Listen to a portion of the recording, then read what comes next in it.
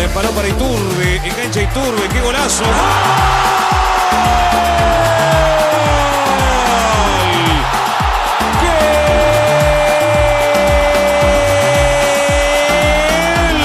De Cerro Porteño, tal vez en contra de Toro en el afán de birlarle el balón a Iturbe. Cerro Porteño 3, Colo-Colo 1. Qué jugada de Iturbe, no hay mejor manera de comenzar que esta. Y otra vez Colo-Colo perdiendo adentro de su área. Iturbe va a esperar, no hay posición adelantada. La bajó Tito la velita. Qué bien la baja acá, qué golazo. La baja con gambeta, porque ya vio con un poco de fortuna, es cierto, pero la reacción rápida le pega en el hombro.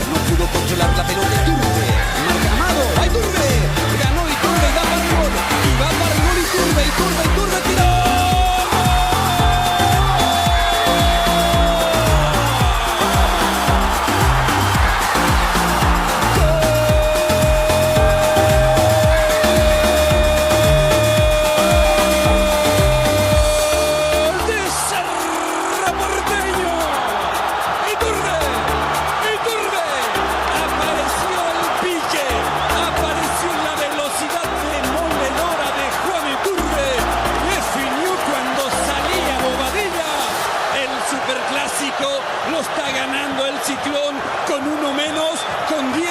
Cerro Porteño le gana a Olimpia 1-0. Falta de convicción de Olimpia, que retrocede muchos balones hacia sus compañeros que están atrás, posiblemente mejor ubicados o más seguramente ubicados. Pero cuando hay mucha velocidad, como la de Torres y la de Iturbe, realmente que esto es harto peligroso. Lo demostró Iturbe, que llega a la pelota cuando parecía que estaba más cerca de sus rivales para sacar finalmente el remate cruzado que vence a Bobadilla. I'm not asking you to marry me. Oh, honey, will you take my hand? You follow me and I'll lead. It's just one song. Uma posição que não era a sua, de lateral direito, porque era necessário fazê-lo.